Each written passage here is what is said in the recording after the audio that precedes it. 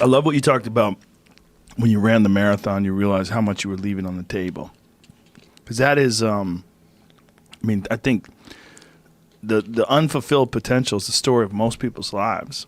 It is. And it could have been the story of mine. And I tell a lot of people go, what's your biggest fear in life? And my biggest fear, honestly, was, let's say this. Let's say, I don't care if you believe in God or not. I don't care. So let's just play a game with me. Let's say you're God.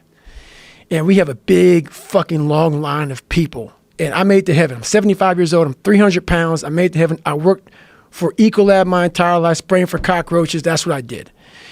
But I'm dead. I'm in heaven now. And you're judging us all now.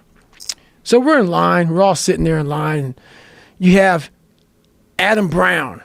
He has a big board up, and you're talking to Adam Brown about his life. And you rip it down, and I'm next in line, David Goggins. I see my name, and I see all this shit, and God goes, hey, you say, read this, man. And I'm reading this list, and I'm seeing 182 pounds, Navy SEAL, Ranger School, motivational speaker, changing lives.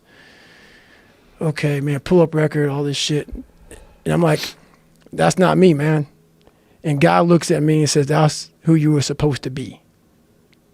And my biggest fear, I visualize some crazy shit. My biggest fear is that one day I'm going to reach a judgment of my life. Something is going to judge me for what the fuck I was supposed to be in life. And what I want now is that whoever's judged me up there, I want them to have a board and them up there right now getting their pen out. Because, this person who judges you is supposed to know everything.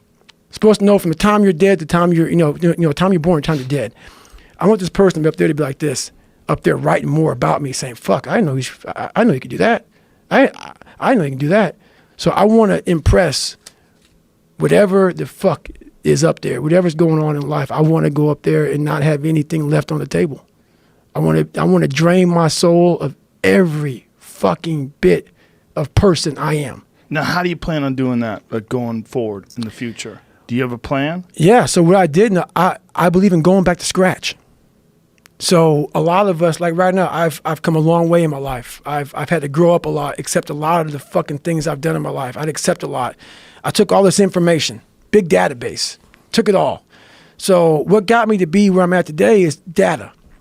I collect even more data now, which way I can write this book, which way I can tell people, hey, I fucking have a lot of faults. I have a mentality that can sometimes rub people the wrong, all this shit. So how you get better is, so right now I'm way up here now. I was way down here. But what makes you way up here is being from way down here. So I love going back. I call it, so when I was growing up for like 3 years, so from the time I was 8 to the time I was like 12, we lived in a $7 a month place. And what I call it is I'm always paying rent in that $7 a month home. Every day of my life. I go back and revisit that place because that place made me this good animal. That place made me this hard man. And then from that place, so that place is hard work. That place is going back to the fundamentals of life. The fundamentals of what made David Goggins.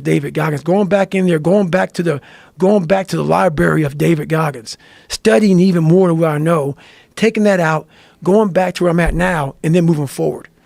So I believe in always taking steps backwards to your roots. We cannot forget the roots and what made us the animal.